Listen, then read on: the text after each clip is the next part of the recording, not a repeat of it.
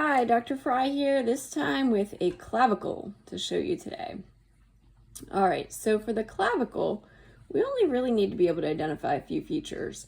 First, we want to make sure we know which end faces the sternum and which end projects towards the shoulder, okay? So the sternal end is a little bit more flat and blunt. It has a blunter surface to it, okay? So this is the sternal end.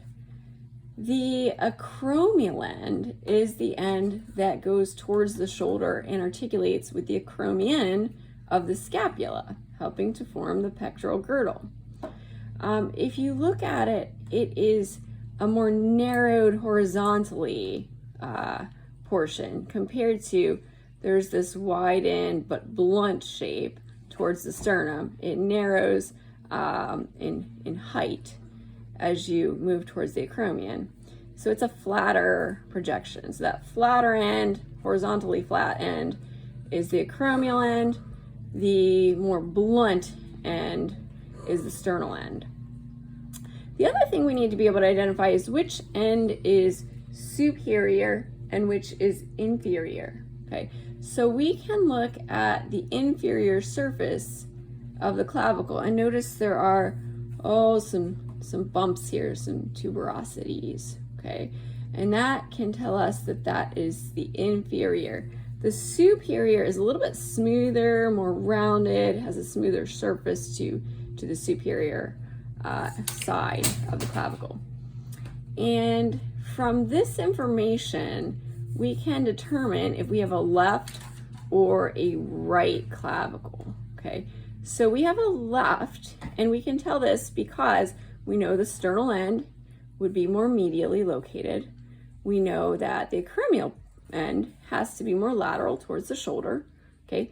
We know that the surface that is smoother faces up, faces superiorly. And also we need to be able to observe that the clavicle helps to form a widening of the proximal portion of the chest.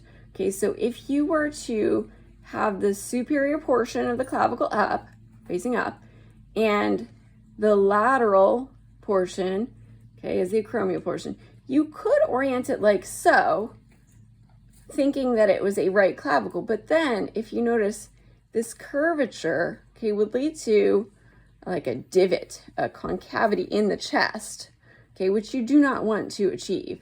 Okay, so if you flip it this way, this is creating an enlarged space as we enter into the thoracic region, okay, creating space in the chest for, say, the lungs, the heart, and so forth, okay?